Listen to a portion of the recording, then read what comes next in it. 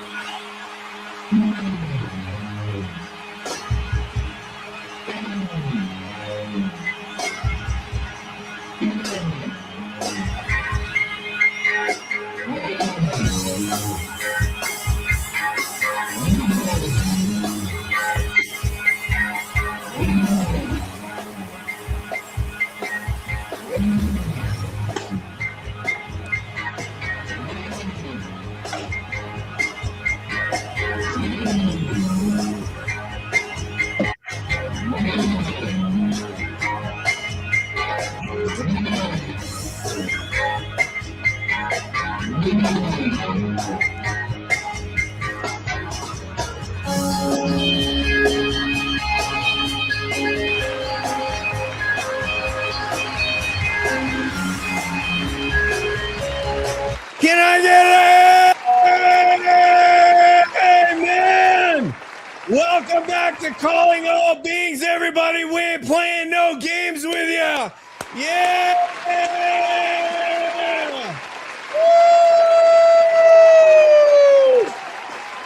Yeah. That's my brother right there. Money Nathan, the co-creator of Calling All Beings. The other guest, Darren, Exoacademian, right below me. And over his left shoulder, the legend, James Iandoli.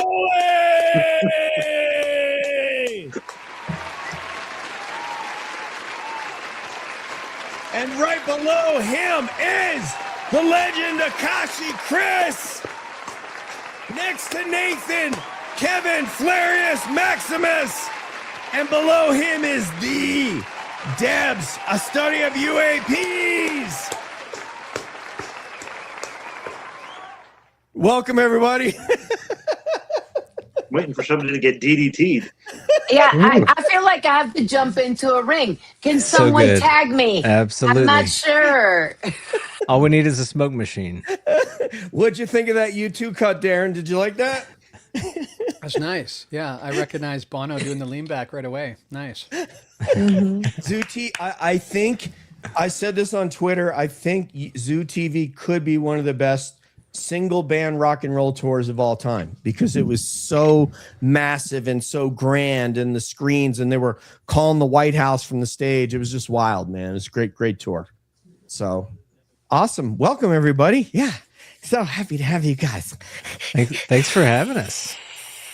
Yeah, man, so much has happened. And Nathan, did you want to be in the guest role, but also bring up topics? Like, what do you? Whatever you want me to do, I'm at your disposal. Well, after you've just come back from Ireland, you get to do whatever you want, Nathan.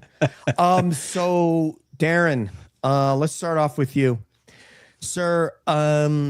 So much has happened even since the last time that we got together. Even with congressmen like Anna Paulina Luna talking about different dimensions and NHI. Is there anything that's really strikes you about how far we've come? That another way of saying that might be, can you envision that we'd be in this place? Are you asking me? Yes, sir. Okay. Yes. It is pretty remarkable for sure. I think sometimes because we've been in this for so long and we're immersed in it that you can kind of lose the perspective.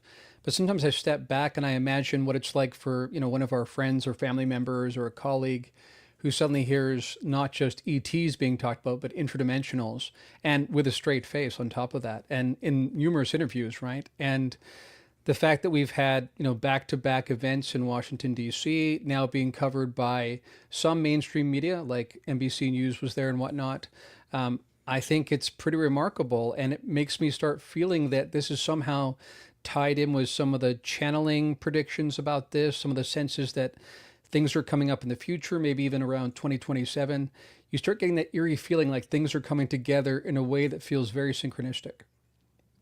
And being that Lou Elizondo is building some sort of a bomb shelter, a apocalypse proof shelter, are you doing the same thing by the cabin in North Carolina? I'm 1,000 feet underground right now, just so you guys know. That's fine. He's got an antenna. In a limestone mine, but I feel pretty safe. No, Thank I'm not you. planning that. I don't want to make fun of it because who knows what Elizondo knows, but maybe James, could you tackle that question? Like when I met you in 2021 and like, hey man, I'm like from your hometown, man. I'd like to get together and talk. Could you imagine we would be in this place? No, but it's almost like a joke that it's like this. It was like an open secret before, but now it's just ridiculous at this level. That it's so constant in the media, right? It's I feel like I don't know what else it really takes for them other than again, the proverbial rolling out the bodies kind of thing. Mm-hmm. Other than, again, half the population's not going to believe it anyways at that point. But it's funny that we're at the stage that before the government, proper comes out and discloses that Neil deGrasse Tyson is writing a UFO book. I don't know what can get more ridiculous than that. I'm waiting for Bill Nye now. I know exactly. These guys, there's no such thing. There's nothing to this. Yeah. Nathan. Yeah. I mean, if you took some clips of what we just heard and went back in time a few years and just shared them with us, we would be completely shocked, I think. And James, I know you've been in the community a really long time. You've had a little bit longer view of kind of how hard it has been to get to this place. But I echo what you're saying. It is so common to be discussed right now in the media. I think the public at large is, I don't know, sort of nonchalant about it now. It's just another topic. I don't know necessarily how much that has truly seeped into the public consciousness, but it's certainly not something that people feel timid talking about. I bet everybody has an opinion on the topic one way or the other.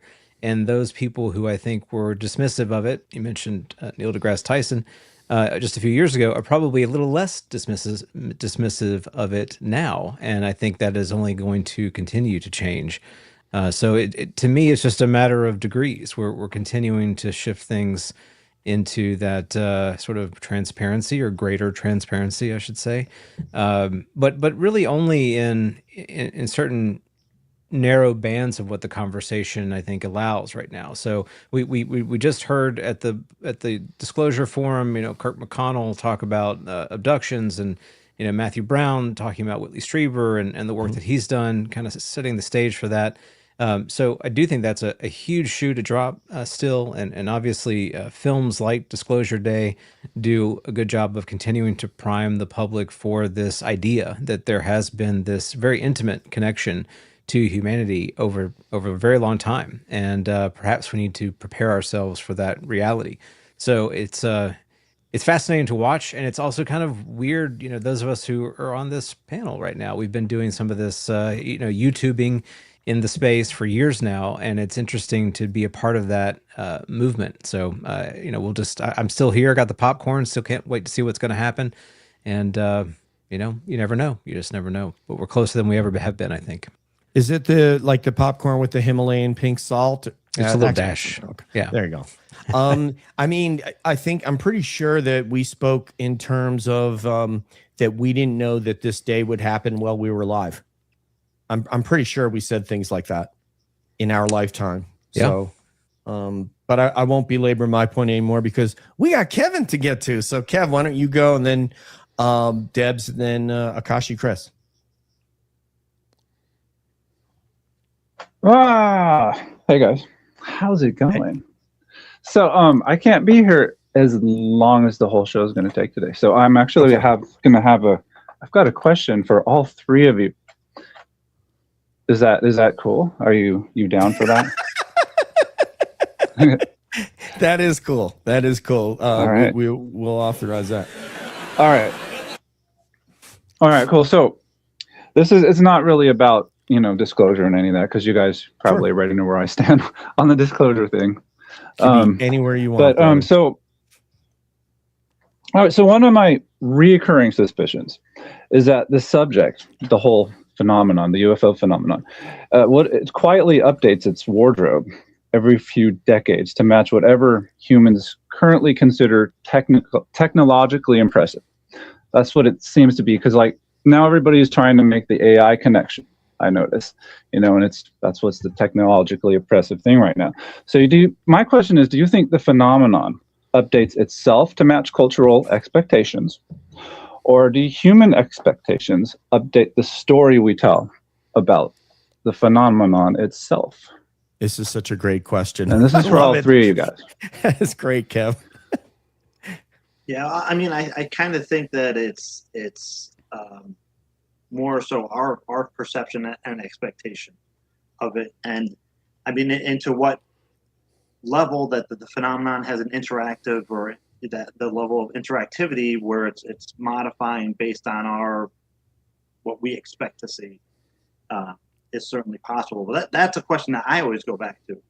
When I contemplate, Jacques Vallée's Passport to Magonia, is it that we're saying, we're using our modern language to try and describe what we can conceive in,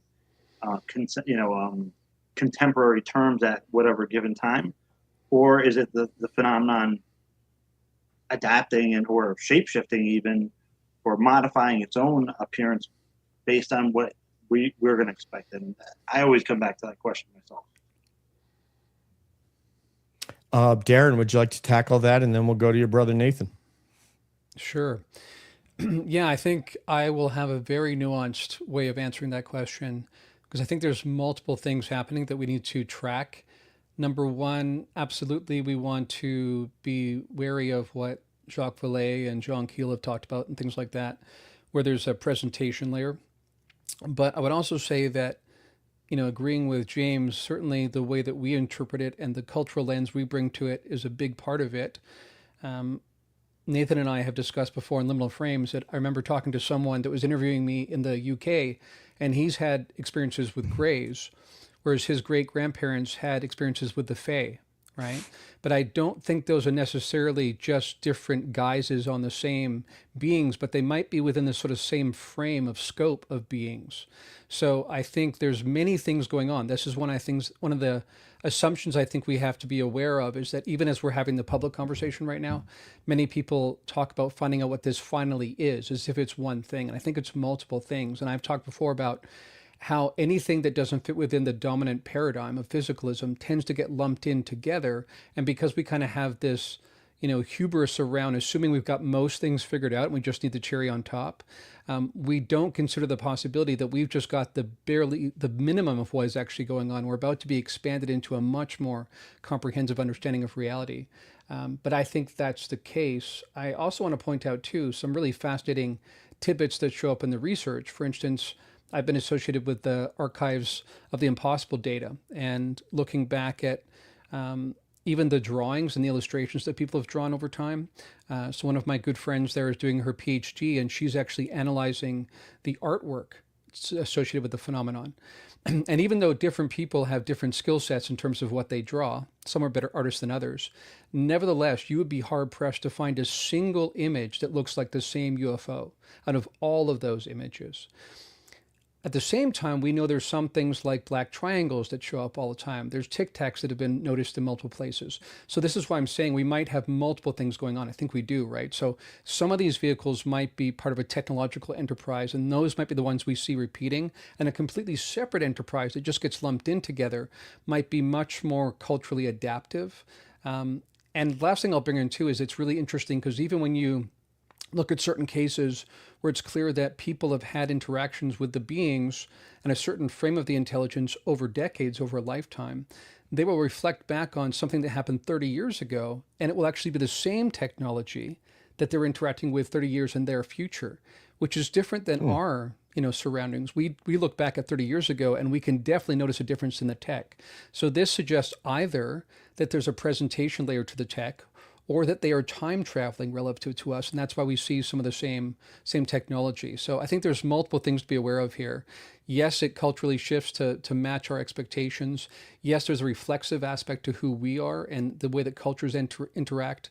And I think also one last piece I want to bring in that I think is hardly ever talked about, but this is one of my theories that I'm developing, is that whenever something that is coming from outside of space-time altogether has to render within space-time, it has to manifest as something.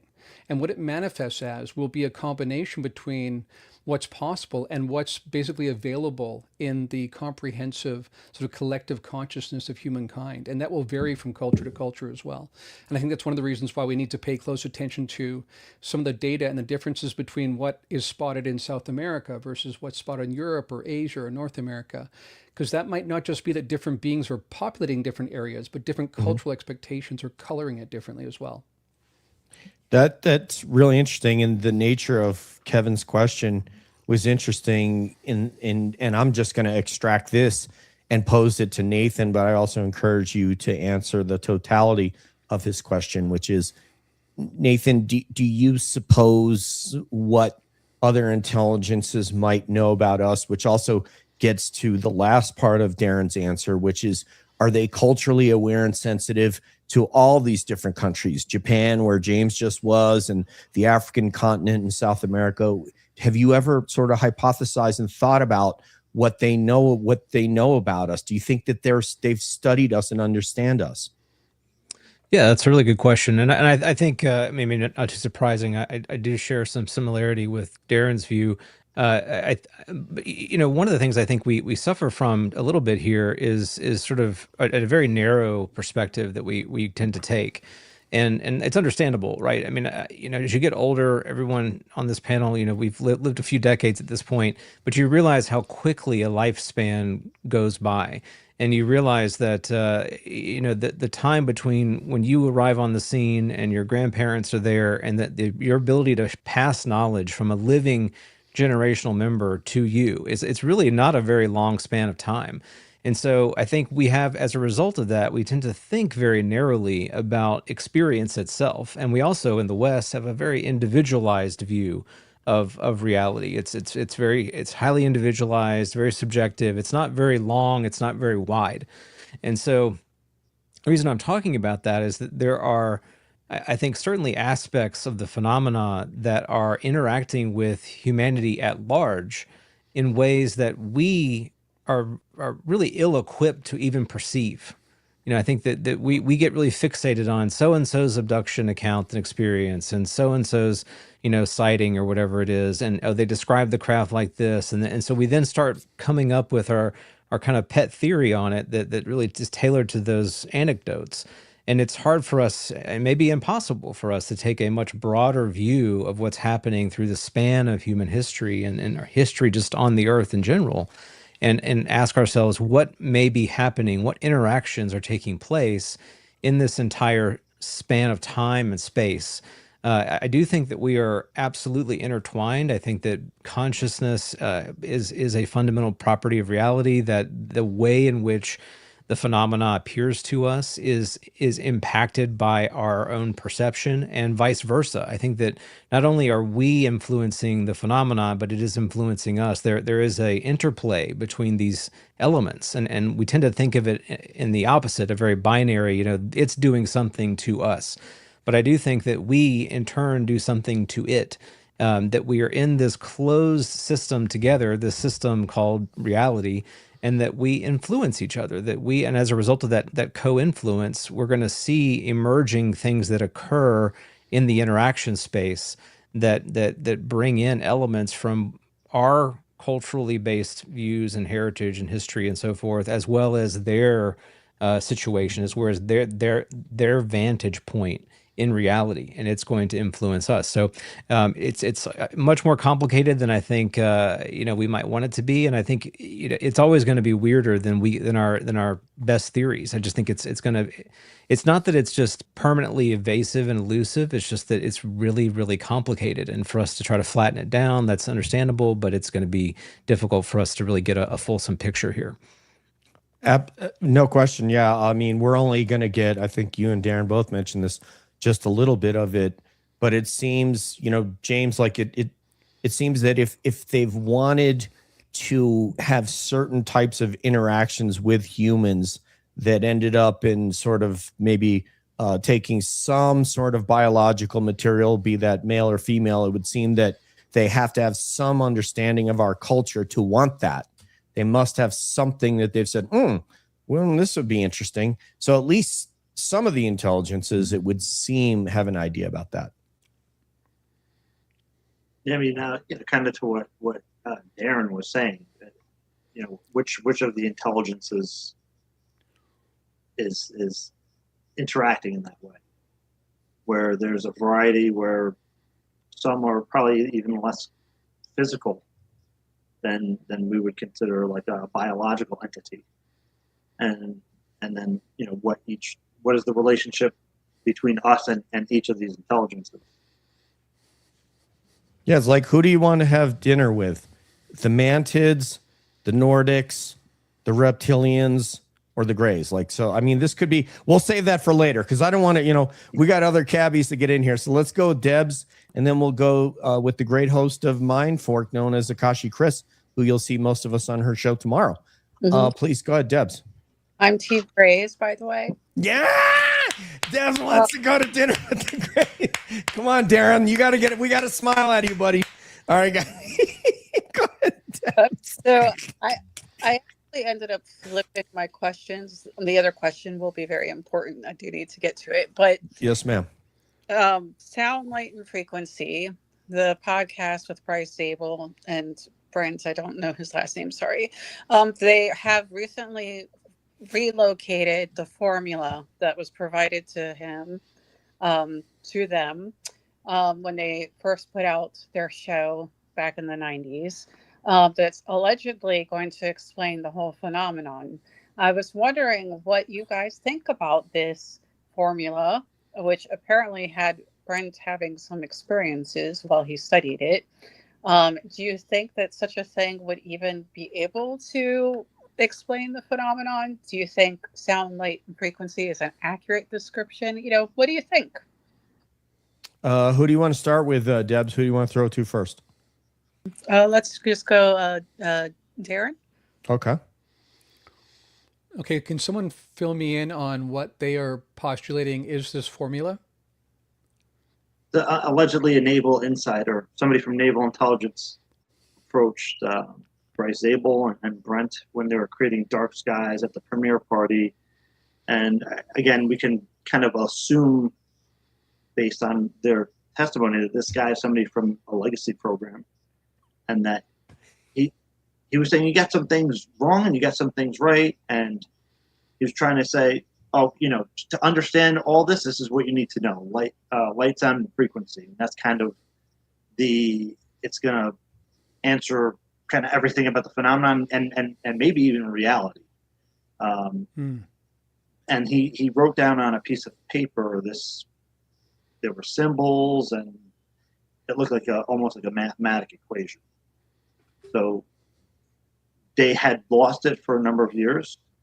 And this is, again, 1996, I believe, when Dark Skies was going to premiere. And they recently relocated it in the last few months, it sounded like. And they've had it analyzed, and they're going to do a full episode explaining what is this formula and what does it mean. And does this formula actually have relevance to the phenomenon, or is this, excuse my French, it was this guy taking a piss, basically.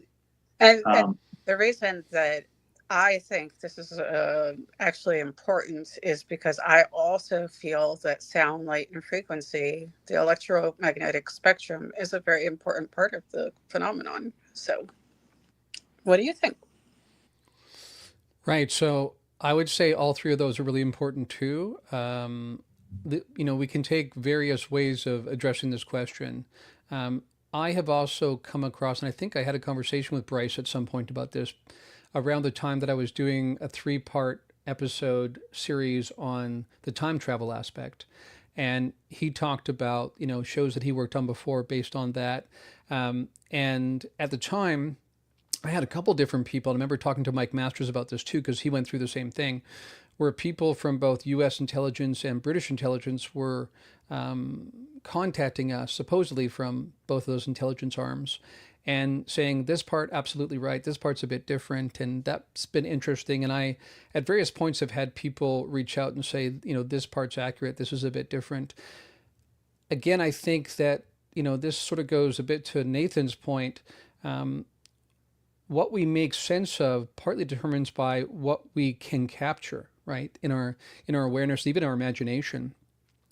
But I would say, as a general way of addressing this, I would say that fundamentally my perspective is, and I think this is supported not just by what we see in the data from the phenomenon, but we see in neuroscience, what we see in astronomy, what we see in physics, that physicality is just an epiphenomenon of a deeper structure, which is meaning-based and energetic. And so energetics, right, sound, light, and frequency, that kind of is downstream of this energetic kind of source.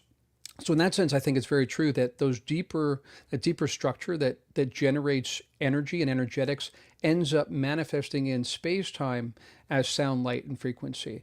And that's why some of these beings can change form. Speaking of whether some of them eat or not, to James' point, in terms of who you're going to have dinner with, you didn't mention the light beings, DJ. No. I think that would probably be my choice.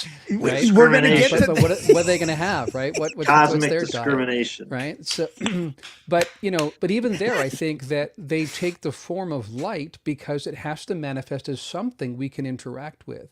Right. So even there, I think that what you're getting is a combination of what it is and how our perceptual set can manifest what it is. Right. And this sort of goes to Donald Hoffman's point about we basically perceive reality, experience reality through an interface. Right. So it has to land within the scope of that interface, basically. But as a general rule or a general principle, I would say absolutely that we notice this happening, and it also can demonstrate in terms of high strangeness, right? I just did a 2-part series on the Betty Andreasson case, and that one's really fascinating because right alongside the phenomenon and physical things like implants and being taken on board craft and whatnot, you have all these paranormal kind of effects afterwards, right? And this goes right back to Kenneth Arnold in the very beginning. So how this aspect of the phenomenon that comes outside of space-time and comes into space-time and somehow manifests in ways that the construct can't fully embody.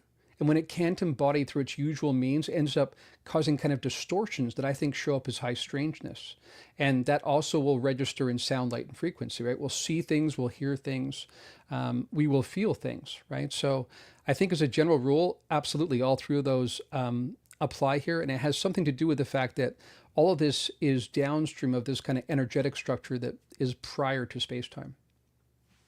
I just want to throw something in there that's kind of adjacent to what you're saying, Darren, is that we have, from a physiological standpoint, a pretty good idea of what we can perceive visually, auditorily, olfactorily. We have a good idea of what we can perceive. What's in question is that we don't know how much we can understand. That remains in question, and I think thank you, Nathan. I think that is to be determined. We know that the mind can certainly connect with things that a lot of humans don't know that our mind and our consciousness can connect with. And, we've been talking extensively with the medium, Carolyn Clapper. Clearly, she has proven empirically that she can connect with beings that are no longer alive. She can remote view, all these kinds of things. So it's very interesting that as far as what we can understand, do you feel like you have a sense of what we can understand yet, Darren, or do you also feel that's still very much in question?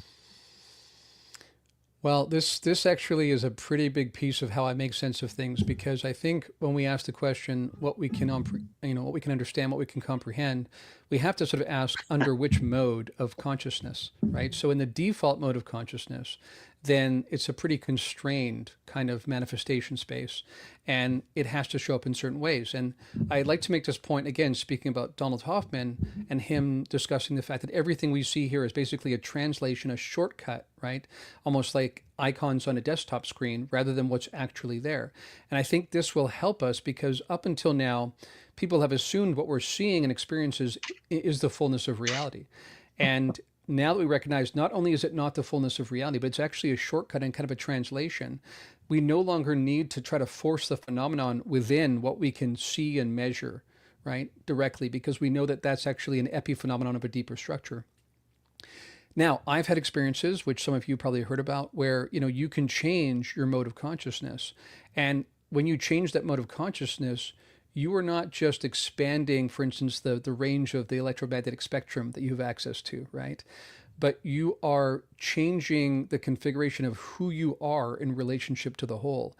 And you begin to recognize, and this is another key piece that shows up in the phenomenon lore over and over again, the oneness, the unitive experience that arises. And this fits with non-dual traditions and whatnot. And again, it fits with what we find in quantum mechanics, that underlying these apparent, manifestations of these subatomic particles is actually just one unit of field.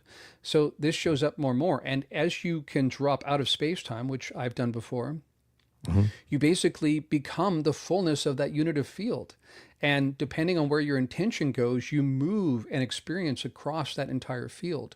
So when you ask the question, what can we access? It kind of depends which mode of consciousness you're accessing. And I think one of the fascinating ways this will roll out in the future is as we learn through technology and through meditation and through consciousness development to tap into these other realities, then I think that will be its own kind of disclosure, because that is all about what we actually are. And as we understand who we are in a more fulsome way, then we understand what the phenomenon is as well. Because I think it's two sides of the same coin. That's definitely an amalgam, because I was thinking of what we can understand. And I want to apply that to the broader audience, because you're one of these people. Nathan has engaged in some of this. James has engaged in this as well. Being able to connect to certain different levels of consciousness that maybe your average person out there hasn't.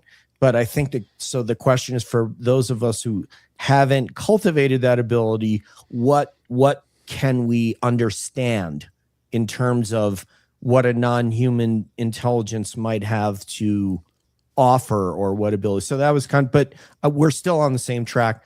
We haven't heard this young lady, Akashi Chris, in a while, so I want to get her in on Deb's question as well, and then we'll go to Money Nathan. So sound, light, frequency, and cowboy hat also. Oh, where'd Akashi go? Oh my, are we seeing abductions live on air, Nathan? Because this will not stand. It's very disturbing. This cannot stand. It cannot Tim is stand. Here. Bring her back immediately. Yes, you will bring Akashi back. I demand it. By the power vested in me by Nathan, James, and Exo. I'll ask She's you back. a She's question. back. Wait. Okay, please. I'm back. Hi, you're welcome. Yeah, we thought you were abducted, so this is very Yeah, gratifying. yeah. I live Go in ahead. Oklahoma, so that happens.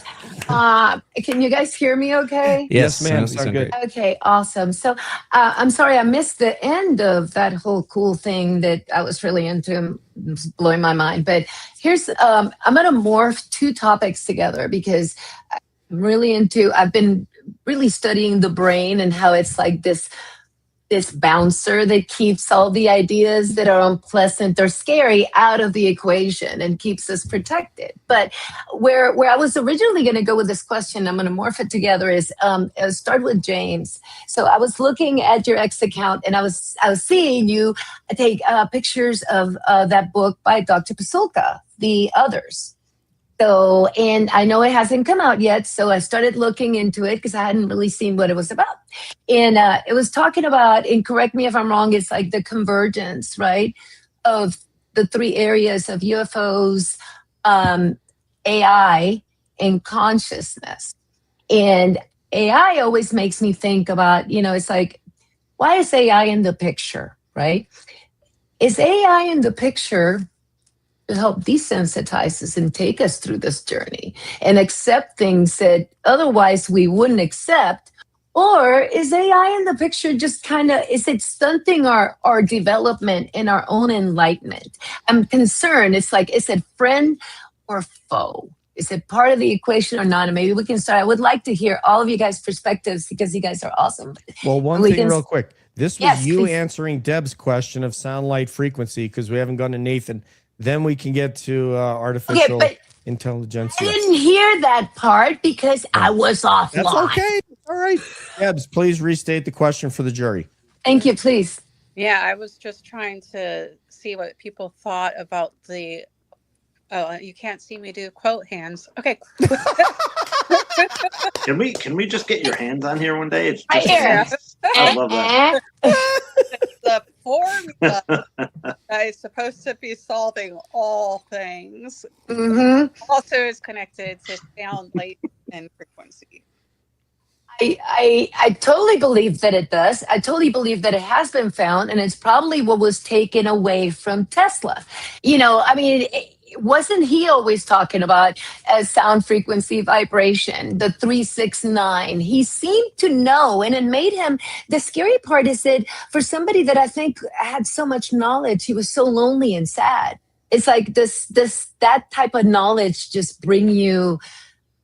Does it take you to a dark place? But I don't know if I answered your question because I mean, all of this is connected. Consciousness, frequency, vibration. I mean, we know it. We've heard the stories. People, you know, the ancient pictures showed us UFOs. You know, they've been telling us the story the whole time. I don't know if I answered your question, DJ. I would say also mediums have talked about vibrations and frequencies the whole time too. Mm-hmm. So as we very much connected. So.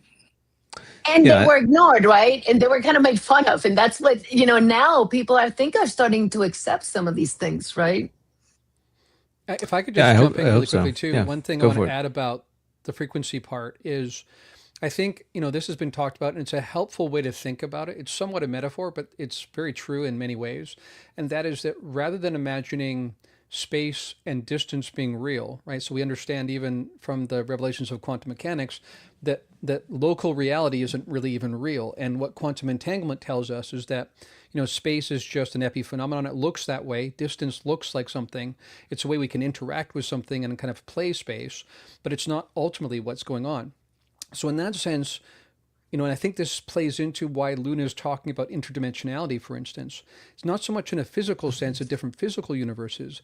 It's in the sense that just by changing the frequency, right, the bandwidth you're sort of tuning into, which you can do with the power of the mind, by the way, you can actually access these different beings and these entirely different reality structures. So in that sense, you don't have to go anywhere, right, because space is an epiphenomenon of our deeper energetic structure. So just by changing the bandwidth you're dialing into, you actually are tapping in not just to different beings, but different realities altogether. So in that sense, you know, sound, light, and vibration are all downstream of that kind of understanding. Yeah, I just want to jump in here too. So you know, we have effective but crude tools at understanding reality. And so you know, you guys know I just got back from a vacation. I was in Ireland and Wales. One of the things that we do in Wales when we go over there is we rent a canal boat, and these are long boats. They're very heavy and they're very slow. Like you can outwalk this thing on the canal. It's that slow. And the canals are very shallow, right? So the boats are very shallow as well, and it's easy to get the boat snagged on something. So you know, from one perspective, I'm piloting this boat down the canal, and I'm holding the rudder, and the rudder is steering the propeller, and I have a rudimentary sense of what I'm doing there, right? I have a general awareness of what I'm doing. I'm moving this thing in a certain direction, but the things that I cannot see that impact the ability for me to move effectively, you know, are below the surface of the water. I can't see the terrain. I can't see the weeds that are down there, the sticks that are down there that get stuck on the propeller that impact my ability to move this thing around.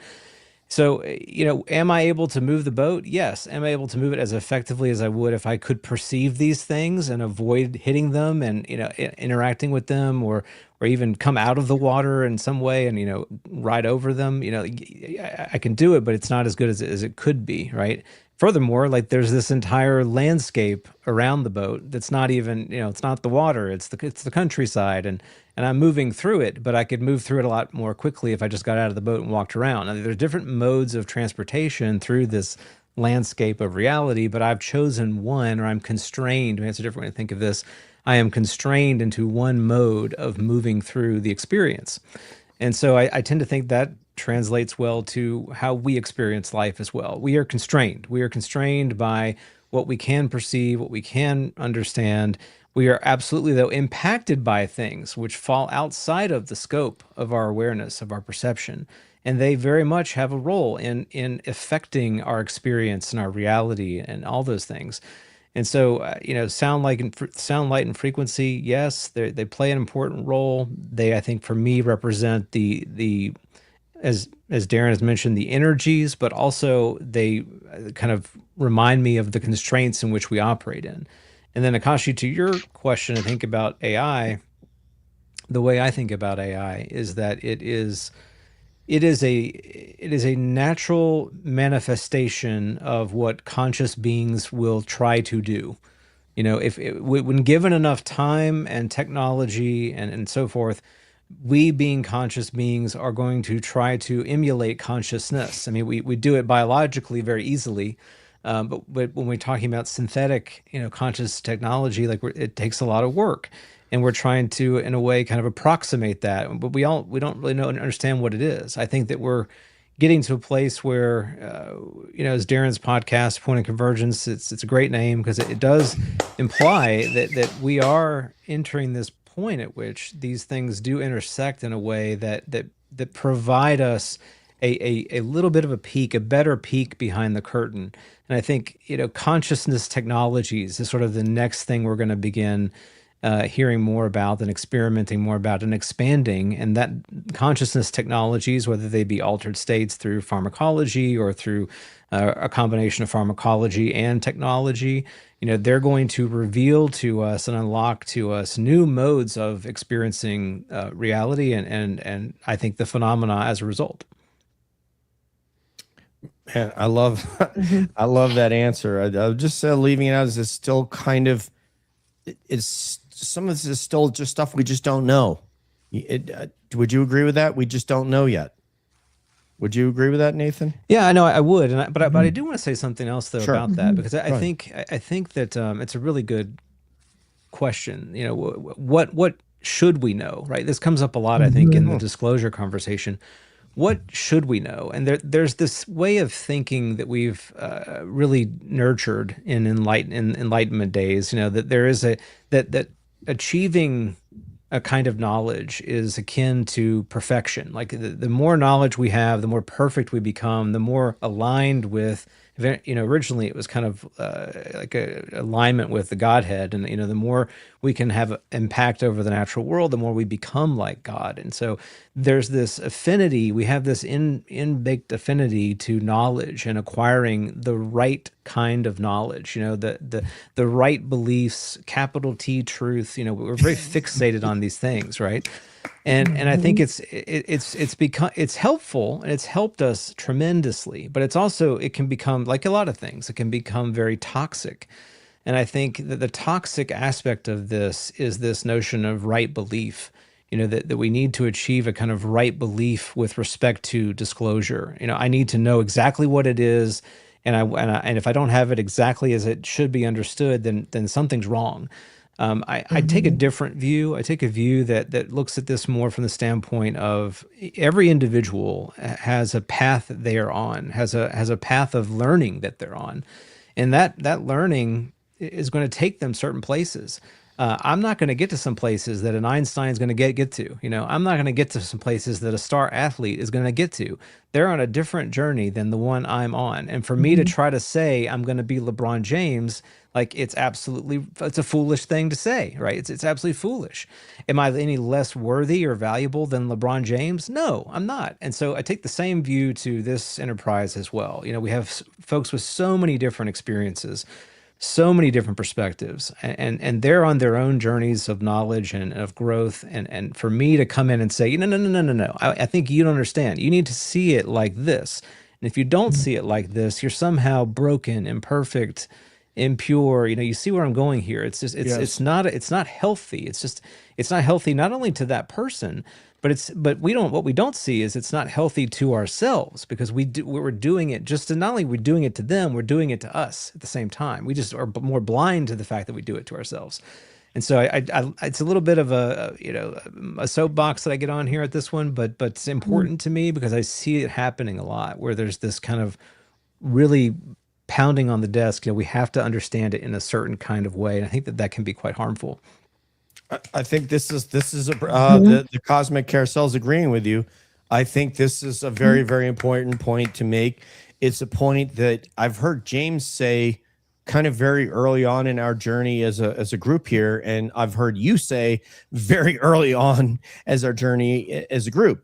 So I think it's very important that we don't all, and I think Deb has also espoused very similar sentiments as well. So I'm glad that you said that as a reminder to all of us to have some grace and to allow people to have a different view and a different intake and a different digestion of all these sort of topics that are that where so much more is unknown than known. So, yeah, and I want just one quick thing I want to add. That doesn't mean when we see someone who's doing something harmful with a belief, where you're in a position to talk to them, like to not help them find something healthier, right? So I want to make sure I'm being clear about that. It's not just everybody can do whatever they want, and we're just going to be okay. I think it's important for us to bring some wisdom to this as well, and if we can be helpful to someone who's got something is broken in the way they're looking at this that is harming them or harming others, that we have a duty to try to get to a healthier place with that perspective. We gotta leave the ego at the door and stop trying to convince people that we're the smartest people on earth, because we're all in this together. None of us have, I think, all the answers. But anyway, back to nobody. You guys are, there's so much gatekeeping. You're right. Anybody with anything novel to say, you're either ignored or you're just tossed aside and called a troll or something. So I see what you guys are saying. And I agree. I just want to add in who everybody is. So at the top of the screen, you see Nathan there. Nathan's the co-creator of CAB. He's also on a podcast / show called Liminal Frames with the man below him, Darren Exoacademian. Darren also has a podcast that basically got all of us, talking about these deeper topics, including multiple PhDs, and that is Point of Convergence. To his left is the legend, James Iandoli, Engaging the Phenomenon. James is also someone who is literally, and I'm not exaggerating, brought countless people into this topic. And internationally, people reach out to James for his perspectives. Next to Darren over there to his right is the host of Mindfork and Cabby Akashi Chris. And below the Brady Bunch. And then below Darren is none other than Kevin Flair, who is just one of the most interesting and most creative minds and digital artists that you're going to find on Twitter. And of course, one of the CAB OGs is Debs, somebody who has helped many, many people with mental health through UAP Med and just of her own volition study of UAPs. So with that, I also want to thank our mod, Jana, who gifted 10 memberships. And we have some questions. Thank you very much, Jana. That was very kind of you. And we do have some questions, 2 questions from her. I'd like to handle these as a quick hitter because we've got a lot to get to. So I'd like somebody to tap in, someone to grab this question, please. Anybody on screen? This kind of gets to what I was getting at earlier, but you want to take that, Nathan? I was going to pass it to James. I want to hear what James, would you like to tackle this one? Can our imaginations even begin to capture the possibilities? I mean, I think that's where it starts, right? I think if you have, everybody has the ability, but some people have a knack for it, and being able to utilize their imagination to capture the possibilities, right? Like, I think people could be dismissive of imagination, like, oh, it's just your imagination.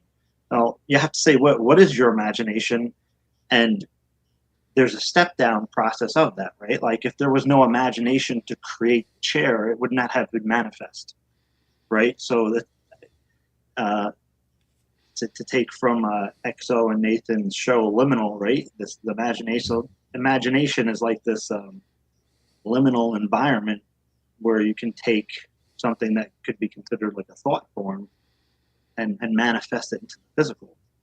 So I think imagination is the place where you can begin to do those kind of things. And I believe that people are able to use their imagination to tune in to possibilities, right? I think, when people kind of channel ideas, right? Everybody's kind of tuned, if I could say, to a different frequency, and they attract these ideas in their imagination, whether, somebody could do it mathematically, other people can do it artistically, based on whatever their orientation is or their natural inclinations. But I think that's something that's going to constantly grow and evolve within each individual, right? And I would say there's probably exercises that you can do to enhance your perception of your imagination, and also how to even extend that. So that's about my 2 cents on that. I love that. Yeah, I was trying to visualize that in terms of a compass, a map, and trying to visualize a point that's pretty far away that you're aiming your compass at, and and it's a large field in between you and that point. And you don't know exactly what it's going to look like when you get to that point, but that you're imagining and you're using your imagination to find your way somewhere. Without imagination, life can be very, very difficult, and it can be very, very boring. Darren, I feel like this question's for you. I would like to tap into a different reality. Is there a map? Darren's got the map. Yeah. So a couple of things here. As some of you guys will know, like I have a specific protocol I use, which, by the way, speaking to James' point, I think even when different traditions over time, different esoteric traditions, for instance, have come up with different protocols that are used to tap into these different realities, that also is employing some form of imagination as well. And it matters more how you engage with the protocol than the specifics of what the protocol is. So rather than making it a nuts and bolts kind of technology, do it exactly like this and this formula, your own consciousness plays a role in that, and how much you can actually exercise will, right? This is something that Aleister Crowley talked about, makes a difference in what actually will manifest. Now, in terms of, the map of how you get there, traditionally there's many ways you can, again, reconfigure your consciousness. So if the default mode of consciousness is what we're usually operating in here, there are a variety of tools you can use. You can use meditation, is the one that I use the most. I know James is big into that too. Absolutely, you can, again, especially if you've developed a really adept meditative practice, you can drop into different realities because, and this is the key point, because the default mode is just one refraction of consciousness. And when you can get your consciousness to sort of drop out of that, out of boredom in some ways, because when you're not attending to the narrow frame of what usually gets our attention with the monkey mind, then what happens is suddenly you pop out into a bigger manifestation space, a bigger consciousness space. So that's one way, is that you have to overcome the habit of mind that all of us are very constrained within, and modern media and streaming on our phones and watching Netflix for 6 hours in a row, like all of those things, that the tribalism, right, socially that goes on, that actually constrains us to a very narrow range of consciousness. And I think some of that's being gamed actually and weaponized, so we don't tap into these deeper realities. So I would say absolutely make use of some of these protocols, some of these contact modalities, like meditation, like breath work even. Adjusting the amount of oxygen in your brain can drop you in different consciousness space. Plant medicine, absolutely, right? There's even now, we are finding that if you disrupt the usual electrical function of the brain in the frontal cortex, you become more psychic, right? So this suggests to us that actually our brains are filters more than anything else. So really, our default is that we are part of that unit of experience, right? We are rising from that unit of field. And in many ways, this is about turning off the filters rather than adding anything. And when you drop out of the filters, then you expand and become the actual space that you're exploring. So that is the general way I would answer that in terms of a map of how you explore more of consciousness. Man, that was great. And Jonna, you could cash app at $, Exoacademian for that answer. That was great, man. All right, Darren, I think the guy is asking for the protocol. It's I her, figured, but So the thing is, I yeah. don't give the protocol out because this is another thing you need to be aware of, right? Like when you go exploring in some of these places, it can be incredibly, to use my favorite word, discombobulating, right? And I would not suggest people do this, just like, James and I had conversations back in the day around CE5, right? And if you're a person that wrestles with a lot of fear, right? You're manifesting fear. Like everything is ultimately mind, right? This is one thing I would say. This goes back to frequency and imagination, right? And so because there's an interactive reflexive nature to the phenomenon, you don't even want to go do HEIS or CE5 if you have a lot of negative residue from an experience in a day, because that will prime the experience you're going to have. Similarly, I do a lot of work, and I've done a lot of structural integrity work to get to the point where I can go to some of these places. That isn't my way of bragging. It's just my way of saying, I would be definitely concerned that if people didn't have that background and they were to go far flung into this, it could be psychologically and physiologically damaging. I have people I know, a friend of mine at Rice University is doing his PhD partly because he had an experience one time where he basically got caught in a kind of purgatory kind of zone, and he had the experience of being there for decades before he came back.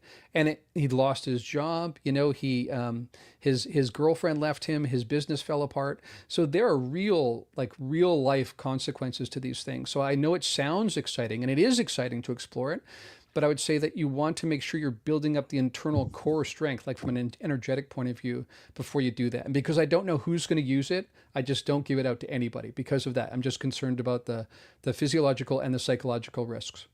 Yeah, and that really gets to one of the ideas you talked about early on, which was, I'm trying to remember the exact, the conscious hygiene, or what was it? There. I've heard that term before. There was a terminology. Again, James? Conscious hygiene.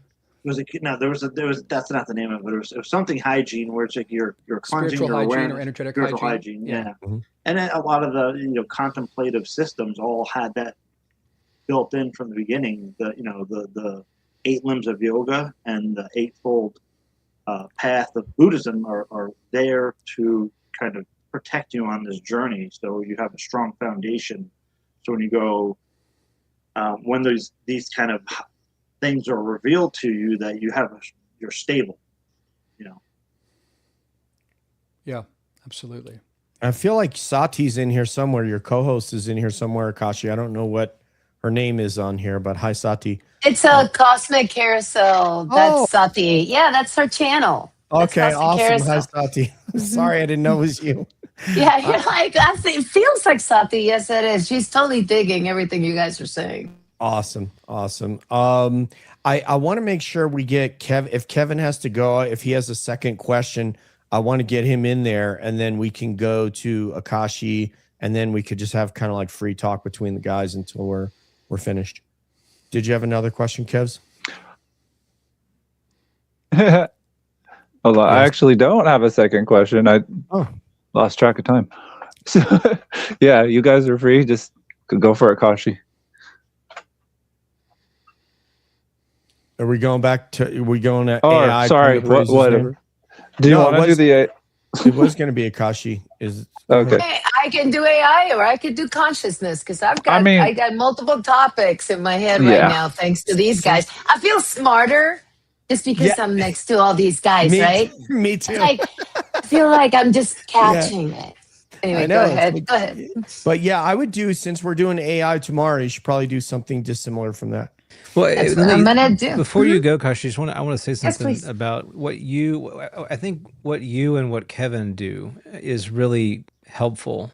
for the community and the conversation, because I'm saying this because I want to say this publicly, but also Kevin, he talked about gatekeeping and how certain perspectives are really gatekept in the community. I think that is true, but one of the beautiful things about the craft that you both practice in your own unique ways, to me, is it's evocative, right? It's meant to evoke something, an experience in the consumer.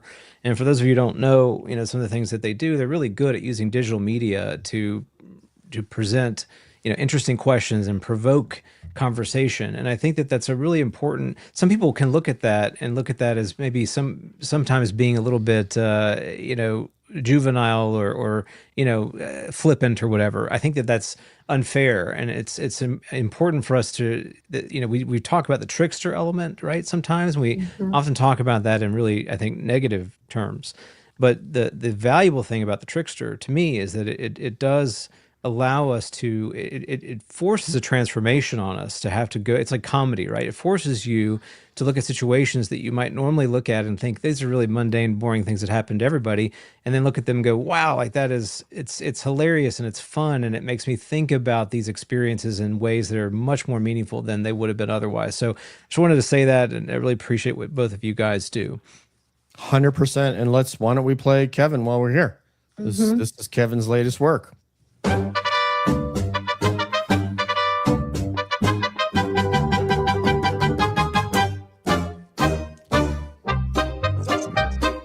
Hey, old pal. It's been a while. Hey, good to hear from you. We should catch up soon.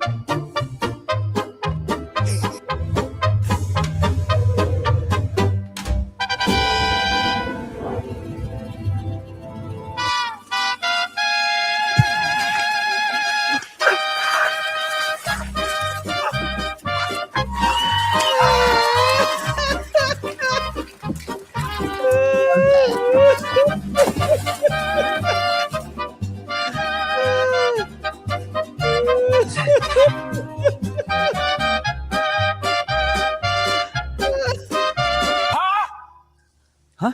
What the? Okay. Love that. Darren, how do you follow that? Nice. I love it. Yeah. Very metaphoric. And like Nathan said, very evocative.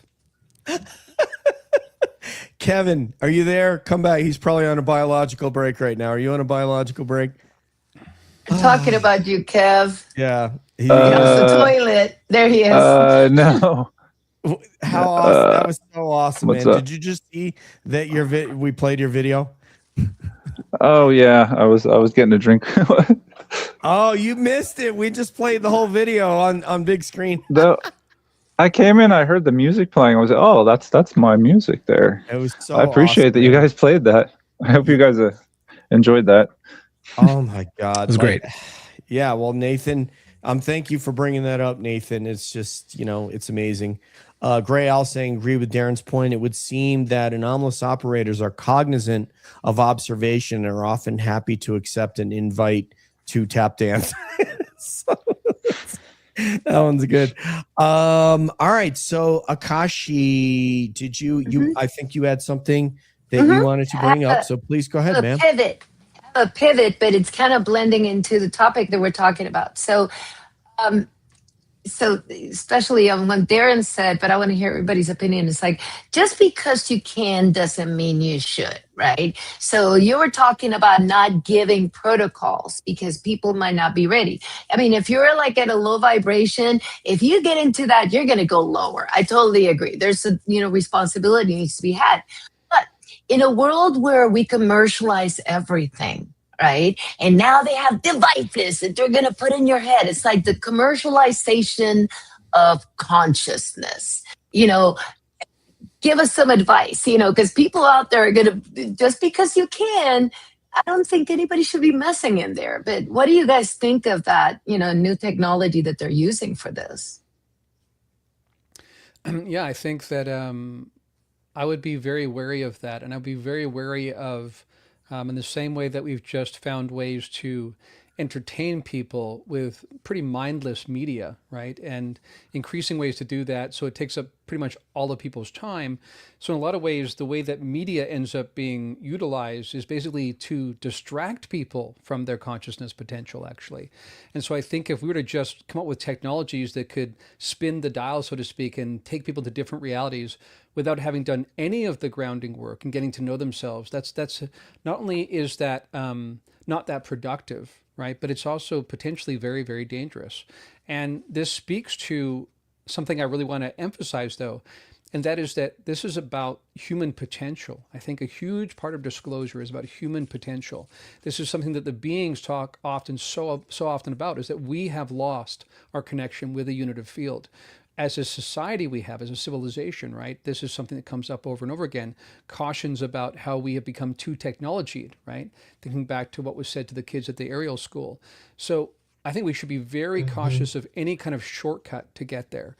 And even beyond the shortcuts, I think we have to really ask deep questions about how we use technology, right? We're now at the point, at the cusp of incorporating technology into our very beings, into our physiology. And to get to your question too about AI, I think a big reason why things were happening as they are now is because we're approaching this technological singularity as well. And so I think this is, speaking of tap dance, like the main dance is going down soon, right? So we are spiraling into not just incremental shifts, but massive shifts on an exponential level, right? And we are very quickly approaching that, where transhumanism comes into the picture, right? And I think when I was at my recent retreat in California, I was talking to this one friend of mine, and he was saying that he had this dream, and it was one of those, more real than real life kind of dreams, where he had a sense in the future that there'll be this bifurcation where one aspect of humanity completely buys into a technological kind of transhuman future, and the other one goes in the opposite direction and actually dials into consciousness, right? Goes within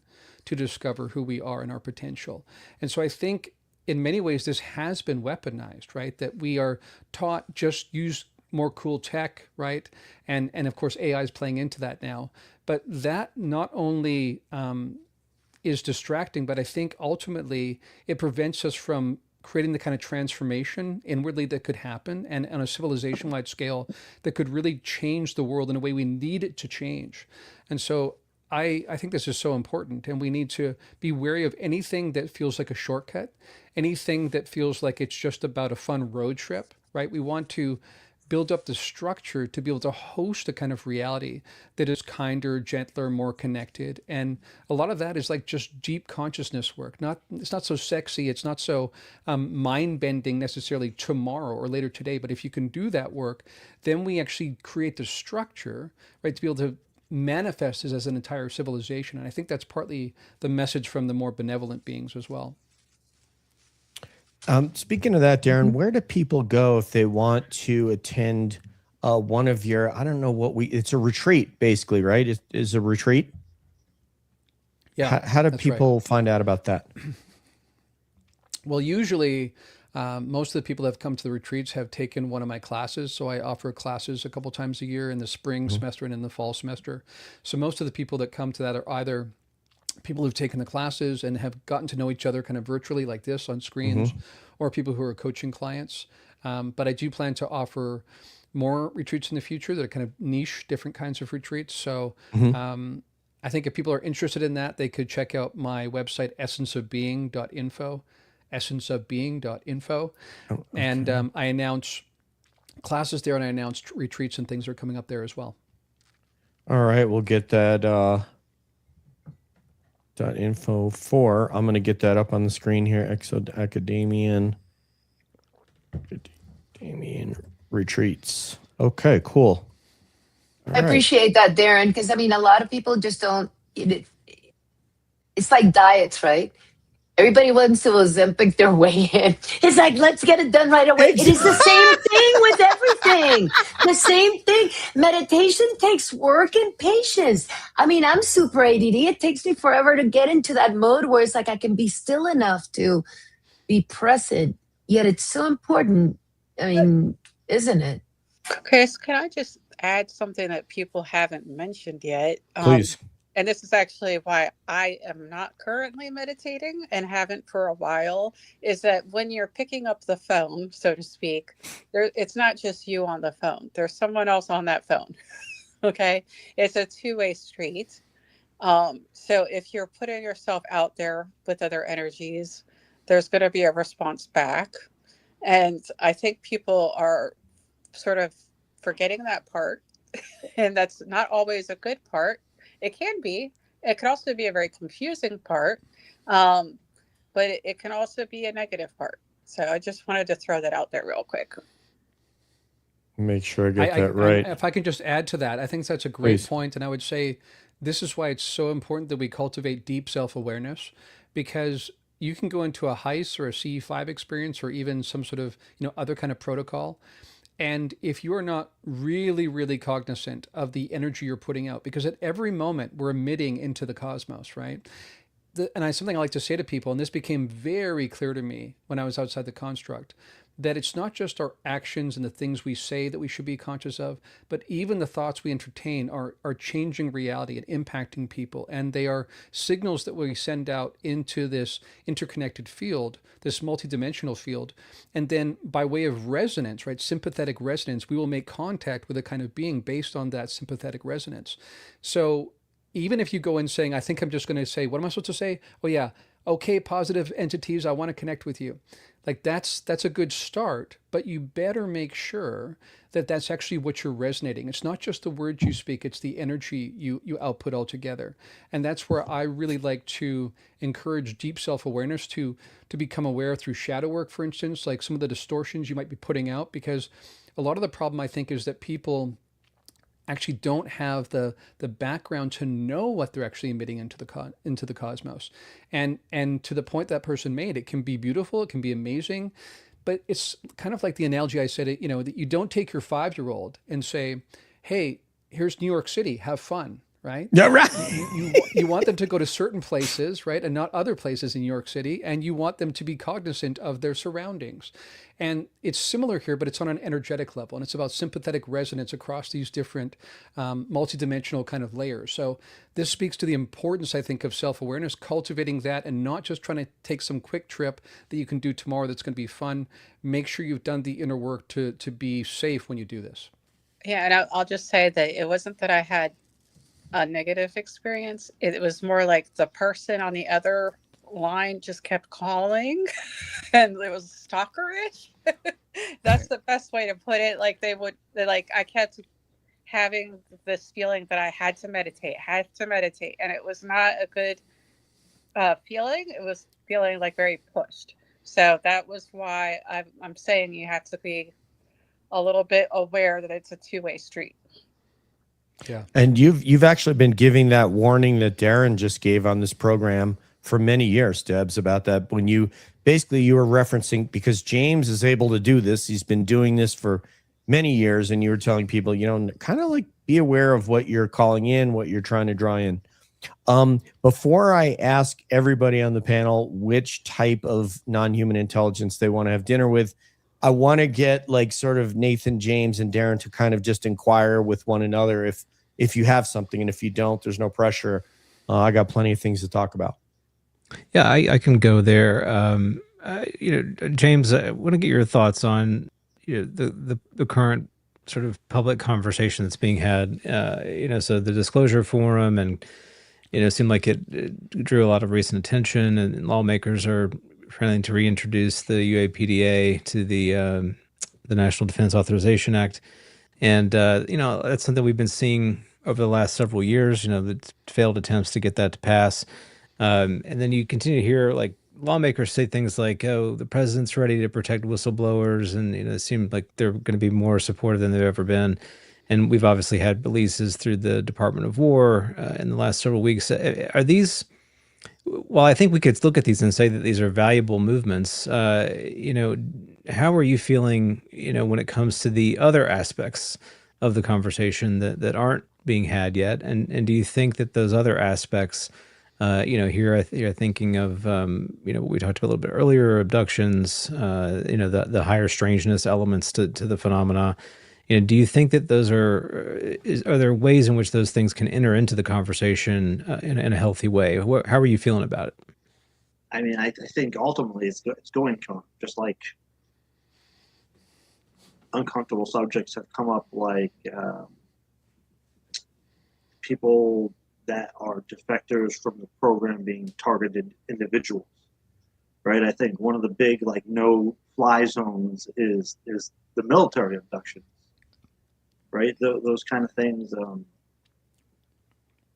I mean, even slide 9 was talking about psychotronic weapons and the potential, right? And so that actually delves into the MK Ultra area, right? So there's a lot of uncomfortable aspects of the conversation to be had. But again, like the disclosure form and not even just that, everything we've been seeing play out, right? The Department of War releases, in my opinion, you're seeing this continued flexing of the different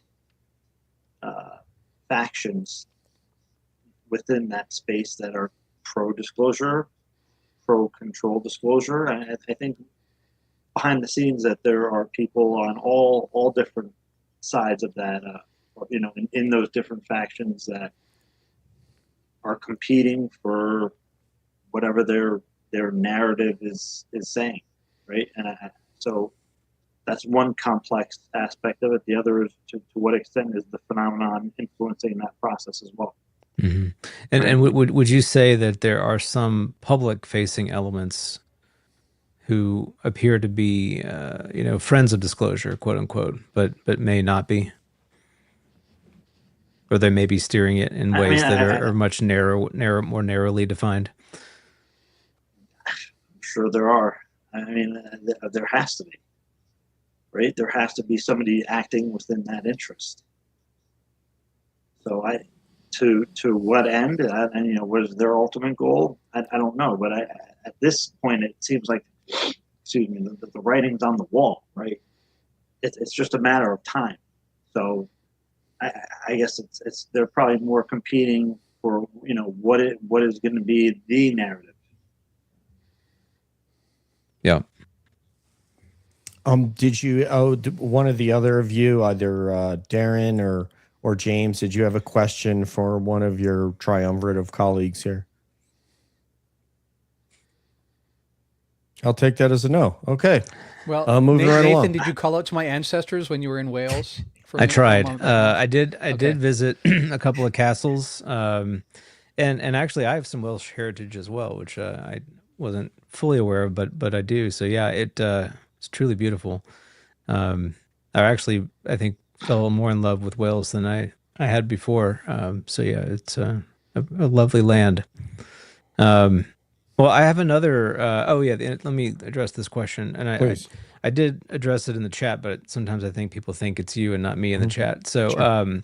I have done some of the gateway tapes, but I'm not familiar with the workbook. So I'd be curious to know more about that. But yeah, I'm a little bit familiar with the gateway material. And I know James, we had James and Darren and I, we had a little show about that probably 3 years ago now, the Gateway experience, the tapes. And I mean, I recommend them, but I think I echo what we've talked about just moments ago. And that's, you need to prepare for what you're doing. So you be careful what you're stepping into. Well, if they don't have a question, I have another question, if you don't mind, unless you want to take one. I've got one, but I'd rather get yours in so you don't forget yours, and then I'll go with mine. But I've got something that just popped in my head for all three of you, or basically all of us. This is one that I have a reaction to every time I see it in the community, and I'm just curious what y'all's thoughts are on this. So we saw this when Neil deGrasse Tyson, came out more in favor of UFOs. There was this huge march, I think, or push to try to crucify Neil deGrasse Tyson for all the things he's ever done against the disclosure movement. But we see something similar with Michael Shermer's appointment to the what are they calling the group? Some support group led by Avi Loeb. This deep skeptic who's ridiculed and said some very mean things about people, including David Grush. Is now part of this review board or advisory panel. That's the term they describe it.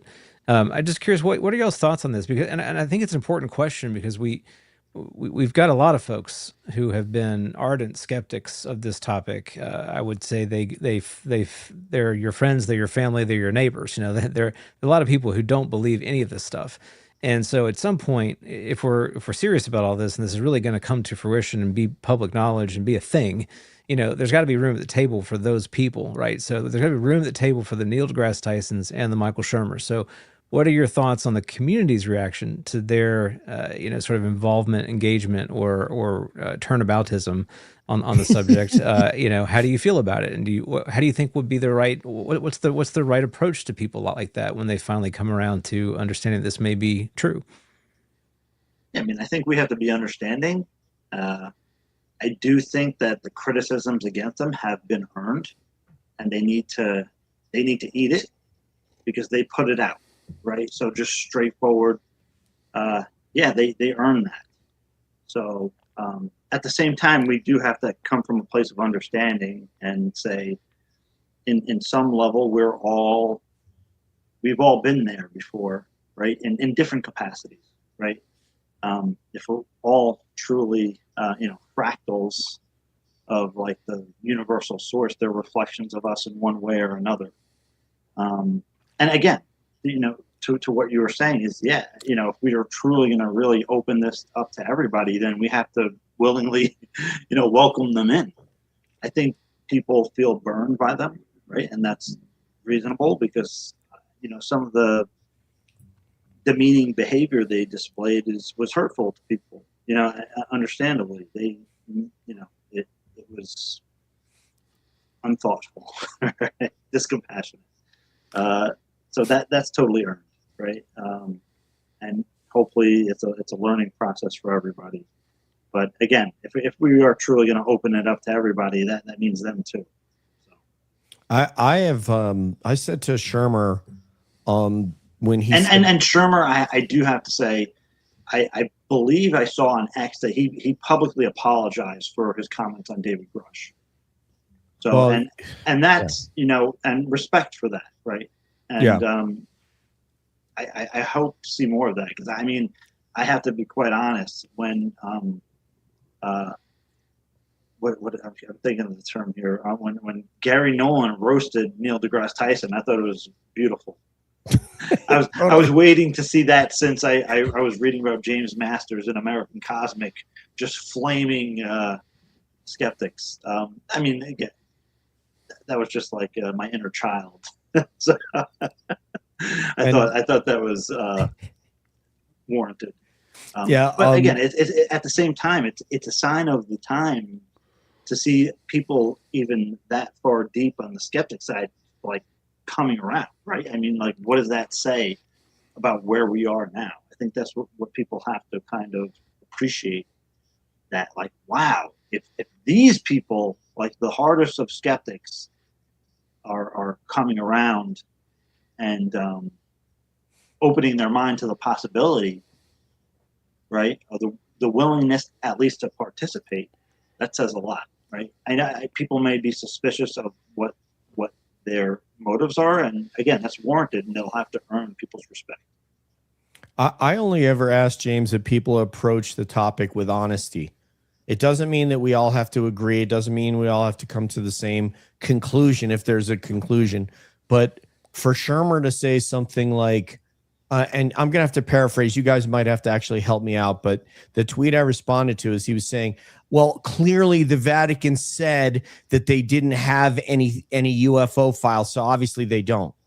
And I was like, hey, Mike, like by that standard, it wasn't a couple of years ago. The U.S. was saying, and even what's that guy's name? That Sean something or other, who is Sean Kirkpatrick. Sean Kirkpatrick. You're saying, yeah, I'm sorry, we don't have anything. So does that mean that they don't?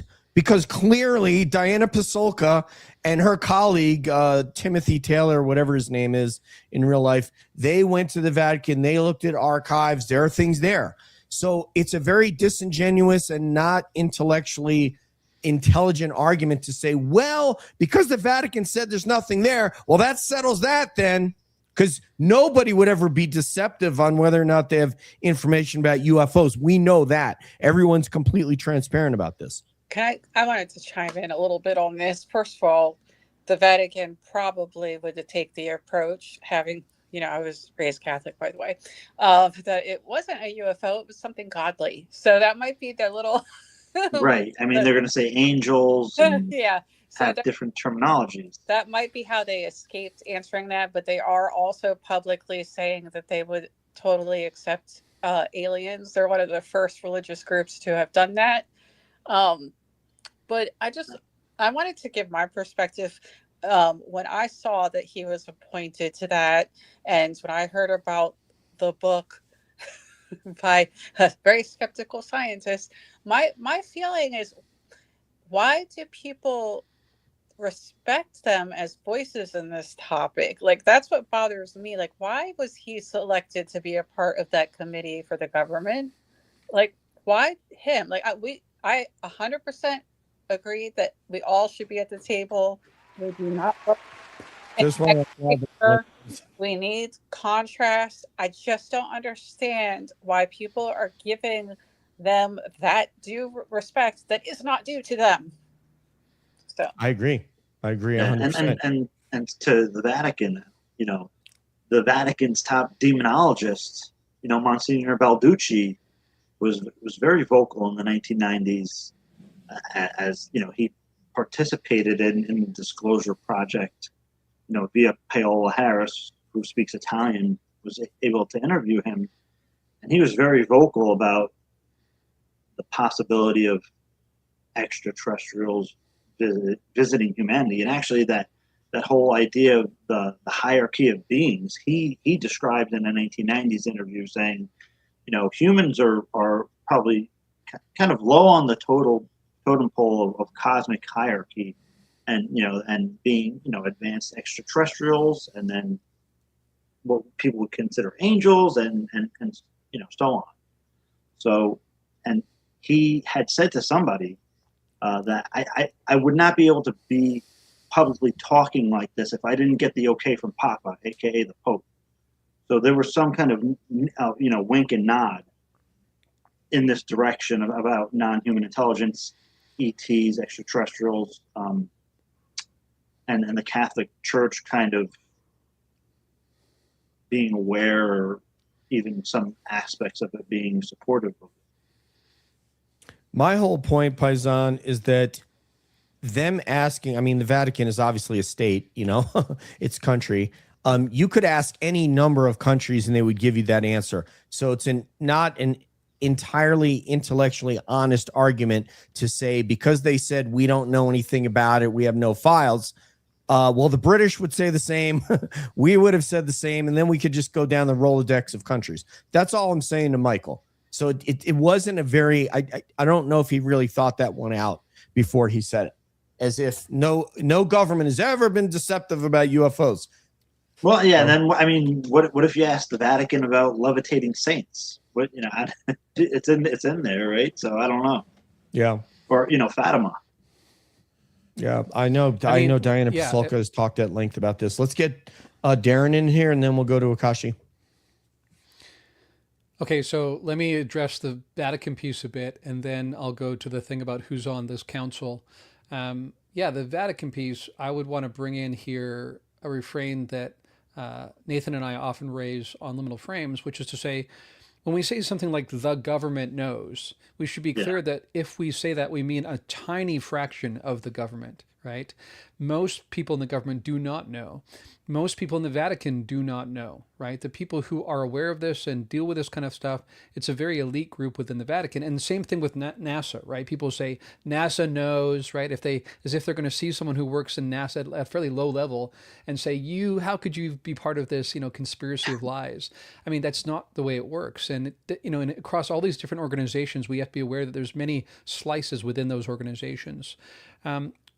It's interesting, though, because inevitably, and this is something we talk a lot about in Liminal Frames, because Nathan and I both have a religious background and have studied it in academia, that inevitably this is the same topic, right? This is the same topic. And you see it really clearly when you pay close attention to what was being talked about, the interbreeding that was happening, in ancient history. I remember one time my friend Stuart Davis was trying to find out from his parents if they had encounters, right? Because he's had encounters with mantis beings, speaking of them. And his mom finally said, okay, well, I guess there was the angel. And he's like, what do you mean the angel? And she's like, and then she described it, and she basically described a light being, right? But she called it an angel because that's the only nomenclature she had available. So much of this comes down to, again, our cultural expectation, our interpretation of what these things are over time.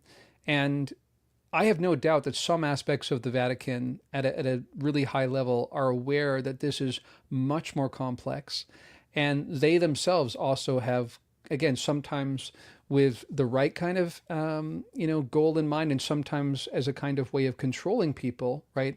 They will hide what they know. So now to this point that, Michael Shermer, speaking of, the Vatican, and they've said they don't have it, so I guess that's it. Something that people like Michael Shermer have not clearly been aware of is the level of declassification that is required here.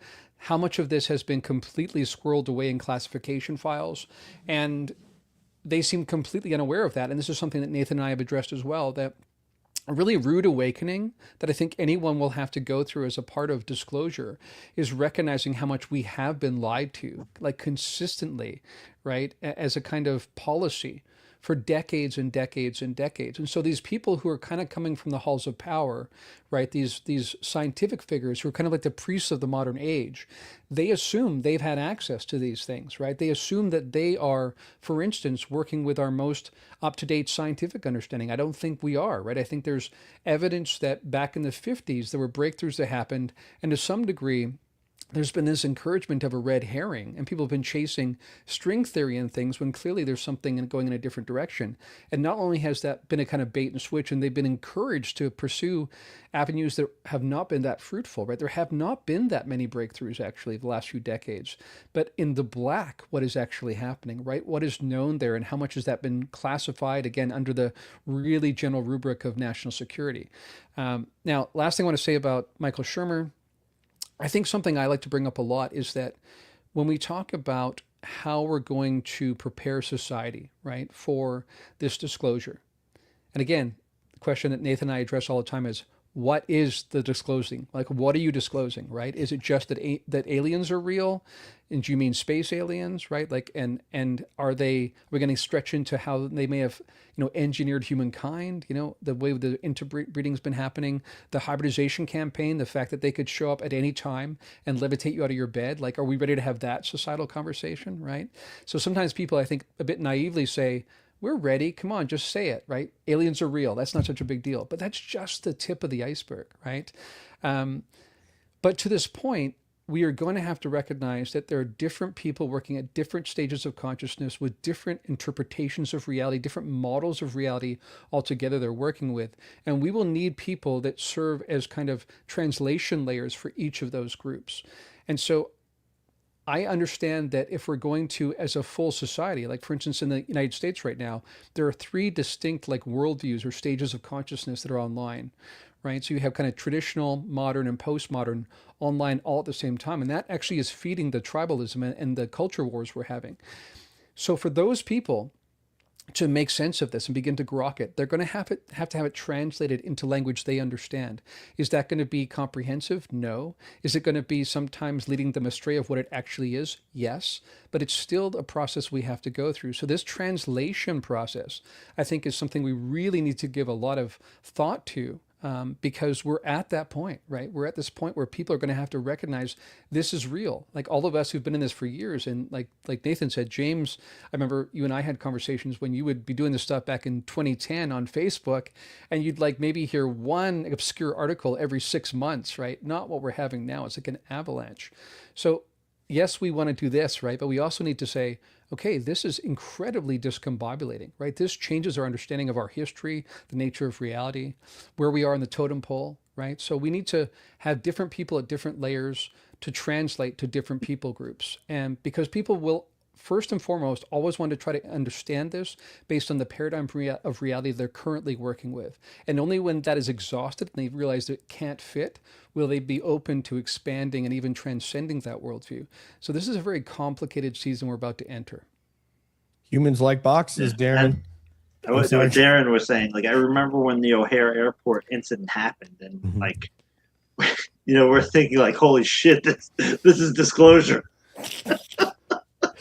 Yeah, like just and the citizens hearing, right? And the UFO and Nukes had a national press club conference, I believe it was in 2010 as well.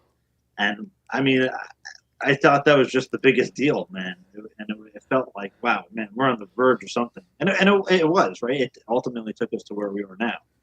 But man, yeah, it's been a ride. Akashi, want to get you to weigh in on this. And by the way, thank you for Definitely. Thank you, Oliverio, for tuning in from Italy. It's 3 a.m. in Italy. He's in his RV watching Calling All Beings. So thank you very much.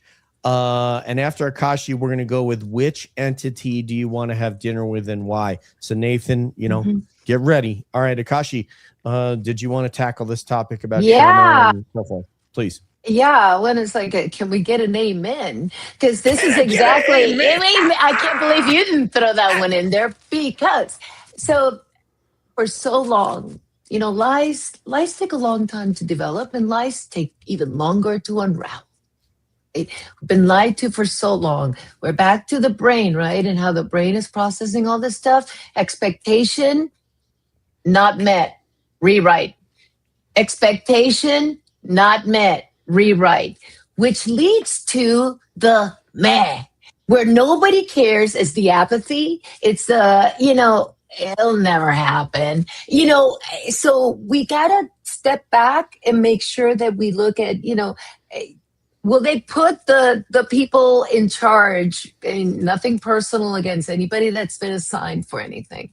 But if you have all these lies that are raveled in, are you really going to put like the rope, like people are going to go, yeah, we're going to break through this and we're going to get it? Not necessarily. So these are lies that have taken a long time. I mean, they're still trying to convince us Roswell was a balloon. We had the Phoenix Lights. Oh no, that's all BS. Every time the narrative gets rewritten for us. And I think it's just landing. They want us all broken up.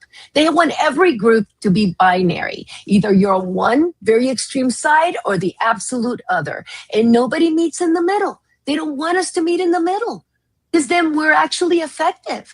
So that's kind of where it's like I got to be careful in who they, do we disagree? Yes. Who knows what some of these people are being told that we don't know because the information is all broken up in 20,000 pieces to where the puzzle's almost impossible to put back together. So that's kind of where but I totally 100% agree with you guys. It's like, they're controlling us. They're lies. It's bad. Here in Brush, I'm sorry, go ahead. I was just thinking of Condon. They picked the wrong person to run that. He didn't even read the report. Oh, well, it was so long. That's what they wanted. Yeah. Right? They want that. That's who they want. And I'm not saying that that's what they're doing now, but history tells you something.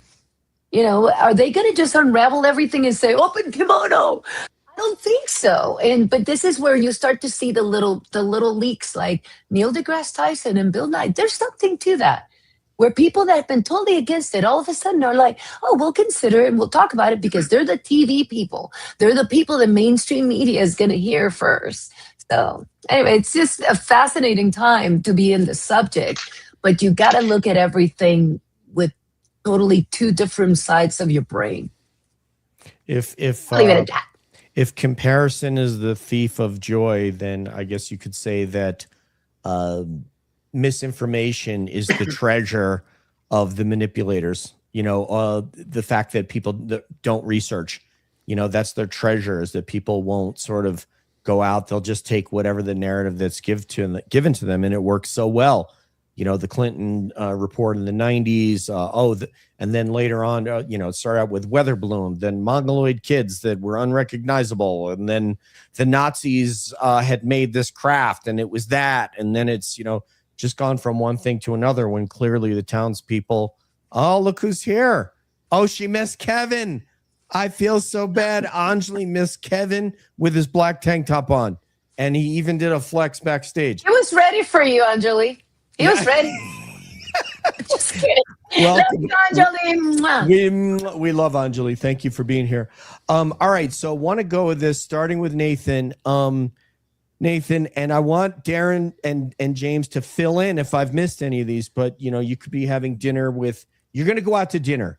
Maybe you're going to have wings, not pancakes this time. It could be the Greys. It could be the light beings that Darren brought to our attention, the Mantids, the Reptilians, the Nordics. Who do you want to have dinner with and why? Yeah, I think for me, I mean, the cheapest dinner date would be the Orbs. So I'm going to go with the Orbs. Let's say you're not financially challenged that month. Just me and the Orbs. And I won't have that problem in sort of the dark restaurants where you can't see the menu. They'll illuminate that for me. So.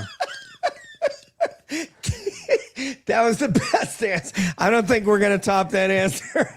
Let's go with Debs. I think I upgrade my answer. Okay. I was with the Greys because I have an affection for the Greys. And I know that some people have an aversion. I don't know why I have the affection, but I do. Anyway, I'm going to upgrade to God. I'm going to chill with God. Okay, dinner with God. Okay, there we go. Excellent. I mean, it could be like, some sort of a, meal of like a leg of lamb or something, like, who knows? Okay. Isn't that what life is? A leg of lamb? Life was dinner with God. Dinner with That is awesome. James, who are you having dinner with and why? Which non-human intelligence would you want to share a meal with? Don't say me at the Paradise either.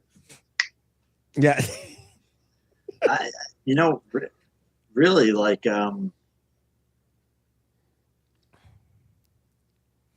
because again, in one of my experiences, I was like shown these entities, right?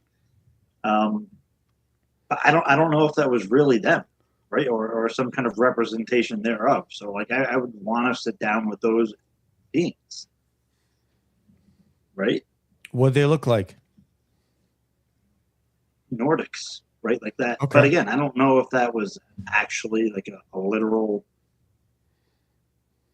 representation or something that was shown to comfort me and so I can make sense of what was going on. So my real answer would be to sit down with whoever those entities are. Okay. I have a million questions. Okay. I guess the only obvious question after that is, what kind of food would you want to have? Indian. Okay. Well, can't go wrong there with a great curry, right, Darren? What do you Darren, which non-human intelligence would you want to share a meal with? Why? Well, I could imagine a Last Supper that would be really interesting if you had many of them. But outside of that, I would say that I might choose the blue beings, actually, that are often referenced in Artie Six-Clitter-Clark's work, because part of the lore there is that they were at one point a terrestrial species, a biological, kind of species that learned to transcend into kind of light, and they take on the form, speaking of James' point, of a blue humanoid, often for our sake, but they can both vacillate between being a biological being and being something that's purely energetic. So they could sit down and have dinner, but also be able to school us about the energetic realm as well. So I think that would be my choice. What I love it. The blue beings. I didn't see that coming, but you had to figure Darren wasn't going to go boilerplate here. Akashi, Chris, what entities would you want to have dinner with and why? Well, Darren took my first answer, which was the blue avians, because I just think there's something really magical about them. But on my second, I'm a vanilla girl when it comes to ice cream. Therefore, I'm going to go with my Greys, because I want to know if it's really us. I want to know that I want to ask him. I was like, okay. And I feel like if they are us, they're going to really have some stories to tell. So I think it'll be like a big old tea session with the Greys. I see, and I'm going to be boilerplate like you, Akashi. I feel like The Greys also, I mean, obviously they're kind of like anthropomorphic, the 2 eyes, 2 legs, 2 arms. And then that, other than that, maybe, Anjali, who's in the chat, saw the mantid beings and had a good experience with the mantid beings, and the Greys were present, but they were, she believed, like the AI types, I think. So Anjali, if you're there, if you're still there, I believe it was, see if she's still in the chat. I believe it was the mantid being that she had the longer interaction with. So that would probably be my second choice. But yeah, I think it would be the Greys, and to try to communicate with them. I really feel like that that one interaction that was filmed at supposedly Area 51 back in the 90s, I believe that's genuine. I believe that's real. I believe that creature is having some sort of a respiratory episode on camera.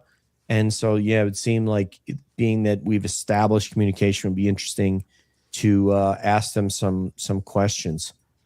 One last thing. Can I say one yes, last thing about the Greys that I missed, that I Yes. did not think? I was thinking about this, and I always think about, if they are future us, did they choose Grey because that was the one thing that was not a conflict? Was that an actual, like a conscious result of some evolutionary scale that they went through? Hey, these people just cannot get along when they're different. Therefore, make them all look the same, and maybe we'll get to that, that unifying point. So that's another thing that I feel like there's a decision behind their, their physicality. What just for people too, interested in the Greys, a really cool kind of story is, Bryce Zabel just put up on his YouTube channel the official denial movie that he worked on in the 90s. It's really cool thought experiment, and people who are familiar with UFO lore will appreciate it, and it's a cool movie. There's Anjali. Sorry, I didn't pick up on that point, James, but Anjali's weighing in. The mantid, yes, and the little Greys seem like droids. The taller ones are totally different biotechs. And that's kind of what I remember. It seemed like there were the little ones that she said that were that she mentioned she didn't think were sentient, and then the larger ones were. But then, of course, her major interaction was with the mantid being that she spent I don't think it was several hours with. But anyway, I think the interesting thing about the Greys, Akashi, is that obviously it's very metaphorical for what truth is, what truth isn't, what life is. It's uncertain. It's not black and white. It's gray. So it's kind of, drawing a little bit of a parallel there. Last thing is that the one young lady who was part of the UAP, what do they call them? The UAP group at the Pentagon. Help me out, team. Task Force. Thank you, James. I owe you a slice of pizza anyway, but now definitely. So that young lady was saying that they are here, and she has a pretty good idea of where they are. So Nathan, can we take that one around, and then that'll be our final question, unless someone has something else. But I'm curious what you think about that the hybrids are here and they're among us and so forth. Yeah, I think that could be one of the most challenging components of disclosure, to acknowledge that there has been interaction, there has been experimentation, there has been this development of hybridized beings that walk among us. I think that is a possibility we have to be open to 100%. Go ahead, Debs. I always talk about how we're all hybrids. We really are. Like, I keep saying I am so Neanderthal. Like, I am exceptionally Neanderthal. I think it's very hard for humans now to grasp that, but we were not always the only humanoid beings walking on this planet, and that's why it's not a big leap for me, because I actually studied some anthropology. So I think if people learn to understand that and grasp it, they might be a little bit more accepting on this. So that's all. James, hybrids, your thoughts, information,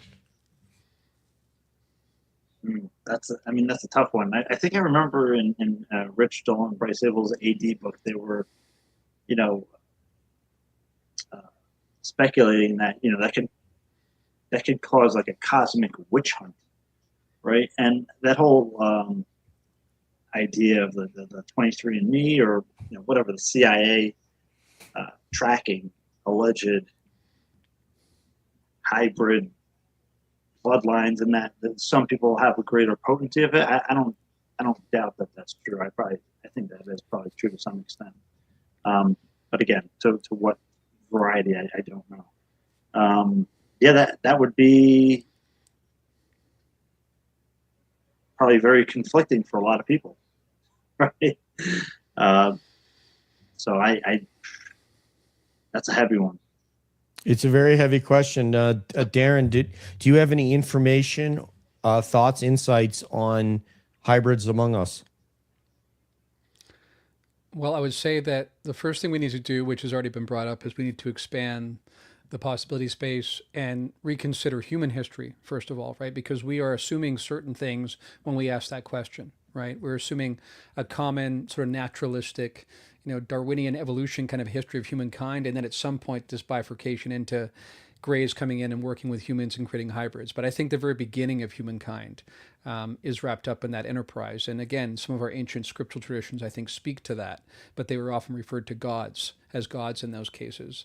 So that's the first thing. And even, you know, people like Joe McMoneagle have remote viewed 1 million years, you know, ago on Mars, and this humanoid species that he thinks actually came here, and we became that. In that sense, we're all Martians to some degree, right? So I think certainly the human background is much more complicated than we realize. And again, this is why disclosure is so complex, because this is as much about us, whether it's us in the future or also where we come from and who we are.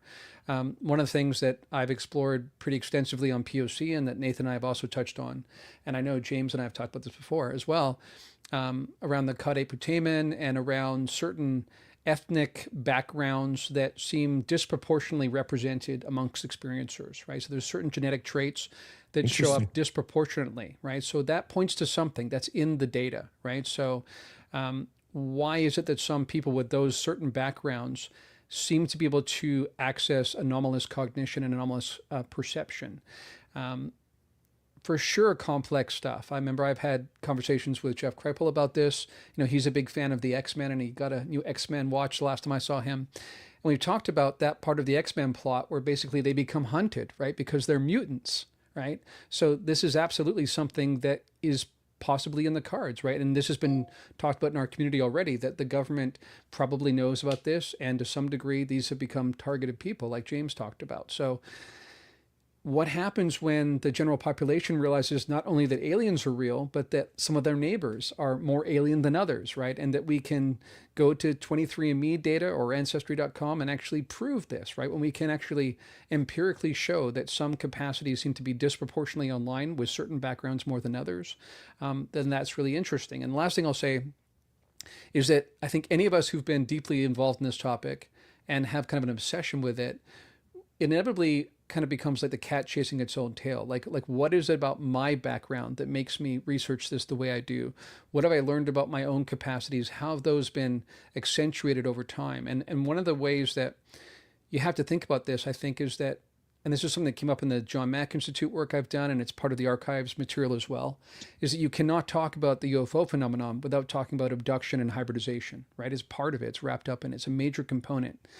And so this is not all a ruse, right? They are taking people, they are taking genetic material, they are doing things with it, right? And so whether those hybrids are present on the planet, I think some of them are. I think some of us have been for a long time. I think that there is clear evidence of a multi-generational kind of pattern here. And something I looked into recently in one of the podcast episodes was when we think about the Great Awakening that's happened amongst kind of experiencers over the last 10 years, that could very much be a remote activation that kind of gets flipped in some of the genetics of people that are part of this program over generations. And because there are many people who not until their 40s or 50s even realize they've been abductees and contactees, how many more people have still not discovered that are actually part of that program? So I think this is a massive question with massive repercussions that we're going to have to deal with as a society. Has anybody heard of the Venus bloodlines we got from Brufos? No? I guess not. Nobody's heard of that. They say men are from Mars, women are from Venus anyway. They would know. Akashi, thoughts on that? Hybrids? Did you already weigh in? Absolutely. No, not yet. So, Well, but DJ, I I gotta sign out here, buddy. All right, brother. Hi, This was the last James. question. Thank you, James. I appreciate Thank you. you. It's an honor to have all three of you on together, and we'll see you soon. We're going to close out after this Okay, answer. I appreciate it. I gotta run out. No Thanks, problem, guys. brother. Bye bye. Care. talking to you all. Thank you. See you, Thanks. James. Take care. Bye, James. Tom. See you soon. Akashi, go ahead. Yeah, I mean, I totally believe they exist. I think that, I know some people that are just very different than others. Some are very benevolent. Some have very, very wonderful gifts. I think not all of them are the same.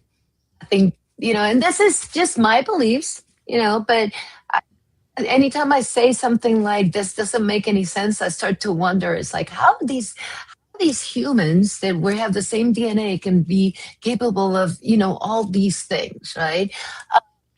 Is there some control of power being, if you have a species that can read minds and control minds, then, that's end game, right? Because it's like you can control the power players. And maybe that's why some decisions make no sense. But I think they want, just like it happens right now, the difference is bad. If something is different, you need to be scared of it. I think they're setting it up to do the same thing with the term aliens. And that scares me because it's going to be anything that sets it up to that mutant scenario, right? If people are special, they're bad. They can, they're evil. They're different than you. Let's get rid of different. So that's where I start to, go ahead, Deb. I don't think they're going to be able to figure it out. I really don't. These people can create, the grays, right? That's an experiment essentially that resulted in an entity that walks around and does what it's told to do, and we can create an entire entity now if we want to. We have that capability. So I don't think it's very hard for them to make it impossible to tell. Yeah, man, this topic about hybrids is really a fascinating one, and I'm hoping at some point it would be interesting if one were identified and we could kind of see what the genetic differences are and what kind of disposition that they have, and if that's programmed, and how biological it is, and what you said, Akashi, about the term alien. That's a human. I mean, in our case, it's an English word that can now kind of be weaponized. Given the way the world is about people from other countries, they use that same term, and now if you apply that to someone who's from another intelligence, then that could also shape people's opinions. And I think there have been some pretty decent shows about that, about how humans would react to another intelligence if we had face-to-face, normal, regular contact, and what that might look like. But anyway, we got to get out of here. We kept you guys for 2 hours. Like I said, it's a real treat to do this. And I don't know how many months ago was the last time we did this, Nathan? Do you remember? Yeah, too long. I mean, probably at least a year, I would guess. Was it that long ago? I'm just taking a stab because everything's longer than I always think it is. It's Yeah. When I think it's 6 months, it's probably a year. So I was in rehab for my knee, and that was done. I want to say that was May of 25. So yeah, we're probably pretty close to that. Boy, it's been a while. We got to not wait that long before the next one. Darren, I hope you enjoyed yourself. It was an absolute pleasure having you, sir. Thank you. Yeah, always fun. Never a dull moment when we come on these. So we'll do it again in the future. But thank you for the invite. You're quite welcome, sir. Debs, thank you, Nathan, Akashi. We will see you guys tomorrow on Mind Fork. There will be several cabbies there. I don't know who it's going to be, except I know I'm going to be there. What time is that, Akashi? Can we expect that on Mind Fork? That is at 2:30 Central. So 3:30 Eastern. And yeah, we're going to have several cabbies there. It's going to be loungy. It's going to be fun. We're going to be talking AI. So mwah. I'll see you there. Good night, everybody. Thank you on behalf of Peace. Darren, James, Kevin, Debs, Akashi, and Nathan. This is DJ saying peace out. One love, and we will see you down the road.